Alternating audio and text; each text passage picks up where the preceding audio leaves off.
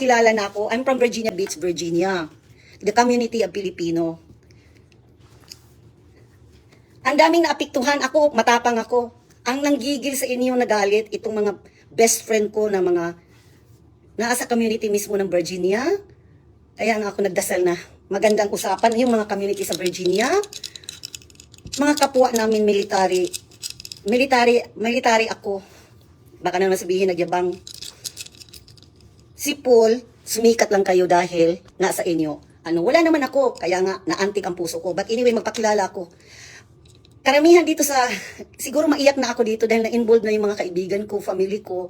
Ang asawa ko nga nung nakita ang video, umalis. Di ko alam kung saan ang asawa ko. Nagpapalipas ng sama ng loob. Dahil wala na siyang masuntok. Wala lahat. Sana naman din, sino yung taga-California, nagtaka ako bakit ang daming mga nagchuchucho. You know, my word sometimes is bastos. Kasi this is me. Kasi ako pag nagsalita, military kami makipaglalis nga ako, makipagpatayan nga ako diyan pag na ako sa base Ganyan, lalo na Bisaya tayo, taga Cebu. Ganyan ang nasa mga military personnel, mga namin, matatapang kami, lalo na Pinay. Ayaw ko nga iyang banggitin na military pala kami. Kasi nga binabas-bas na nga ninyo, nangakala ninyo. Pati yung bash, Bisaya ako Hindi man tayo hipokrita na katulad na Pilipino. Nakita mo ba sa mga ko, nagyabang ako? Ito pa yung suot ko kanina sa church, yung last mass. Pinatay, na lang yun, na violation yung music copyright, kaya wala, pinatay ko na lang dahil hindi na ninyo mapanood. Nga nagsalita pa nga ako noon about the community sa loob ng simbahan.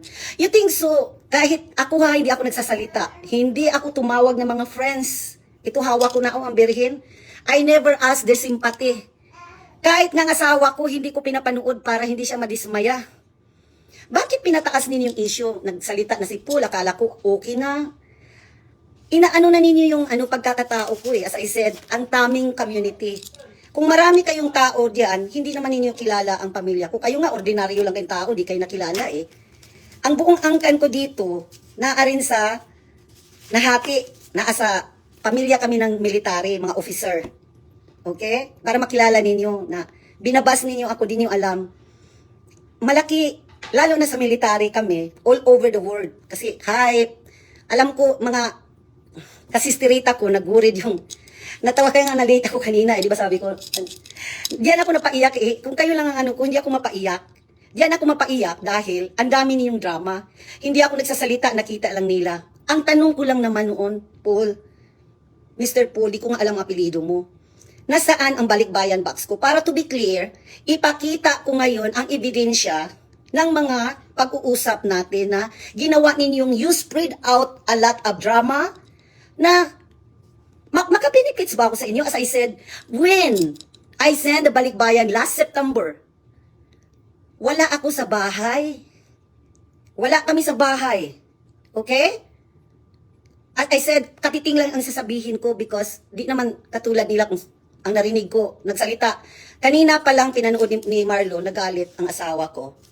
Sana maayos ito. Kung may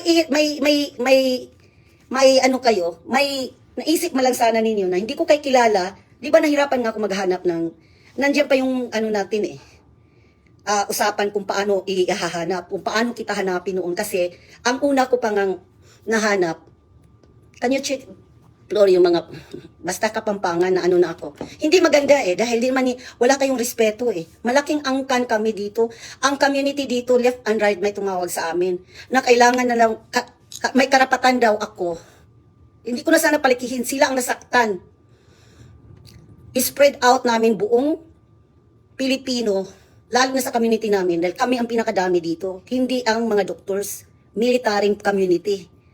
Na all over na kung sino makarinig kayo in behalf of me, in behalf of our name, wag na po ninyo tulungan. Number one, una-una, i-analyze natin. Wag na ninyo tulungan ang Pugong Biyahero. Alam ko, maganda ang pakay ninyo sa Pugong Biyahero. But, na-realize ko, ito American California, pwede kami mag-sue Very irritating live ni, pangalan nun, ni Madam Beth. Anong pangalan nun? Teka, sandali, hanapin natin, ha? Sinulat ko Saan ko ba sinulat yun? Ito pala, ang pangalan niya is Ma'am Beth Mercadal Elmido Ogoy. I think that's it. Hello po, kumusta po Ma'am Beth? Alam niyo po, when your Facebook live lumabas, sinabi na ni Paul sa akin, I'm talking to Paul, we're both talking with each other. Naiiyak siya at ako'y napapaiyak din. Bakit po ganon? Hindi naman natin po i-live dapat yon, yung mga ganon na bagay. Pinahiyan nyo naman masyado yung sarili nyo. Pinahiyan nyo po ang si Paul at saka ang PB team. You know, I'm letting you know, Ma'am Beth, pag hindi nyo po ako kakilala, I know you live in Virginia Beach and it's a very nice place. I'm here in California. I know Paul for a year. Nung nag-umpisa pa akong mag-sponsor, that's September 2023. For September 1st to be exact. Okay, mahigit na pong 1 taon. I never question. Sa puso po namin mag-asawa, ibinigay namin ang totoo. Kung hindi man makapag-response, naiintindihan namin. Naghihintay lang po kami. Wala silang marinig sa amin, wala po akong negative na sinasabi tungkol sa team. I love them all.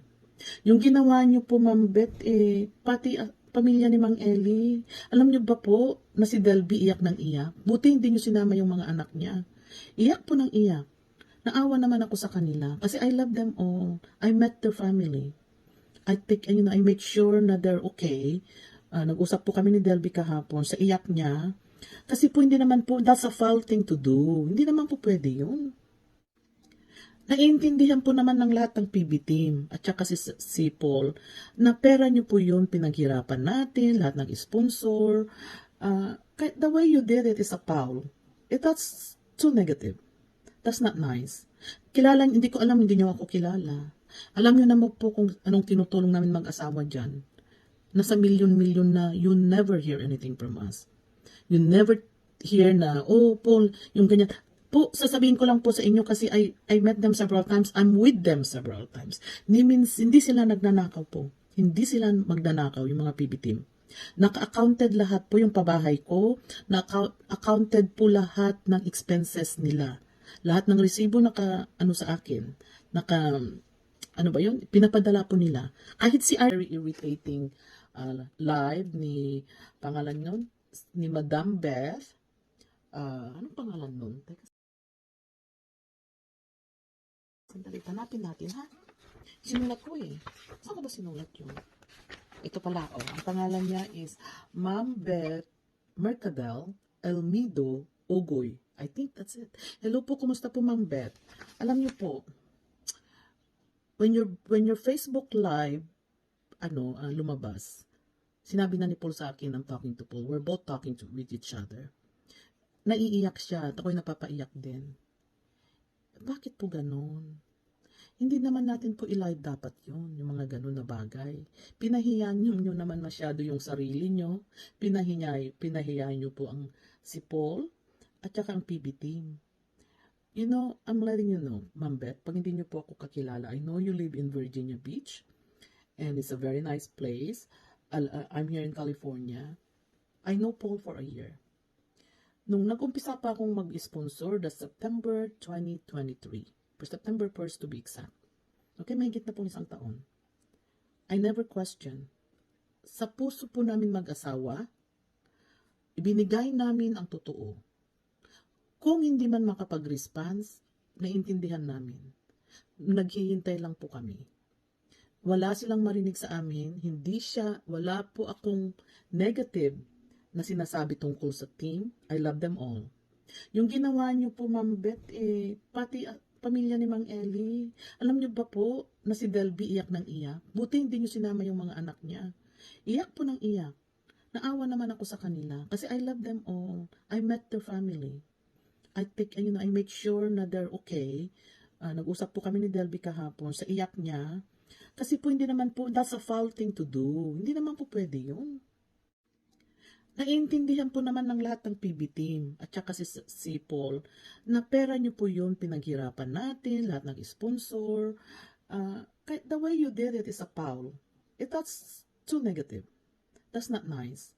Hindi ko alam, hindi niyo ako kilala. Alam niyo naman po kung anong tinutulong namin mag-asawa dyan. Nasa milyon-milyon na you never hear anything from us. You never here na, oh, Paul, yung ganyan. Po, sasabihin ko lang po sa inyo kasi I met them several times. I'm with them several times. Hindi sila nagnanakaw po. Hindi sila magnanakaw, yung mga PB team. Naka-accounted lahat po yung pabahay ko. Naka-accounted po lahat ng expenses nila. Lahat ng resibo sa akin. Ano ba yun? Pinapadala po nila. Kahit si Art...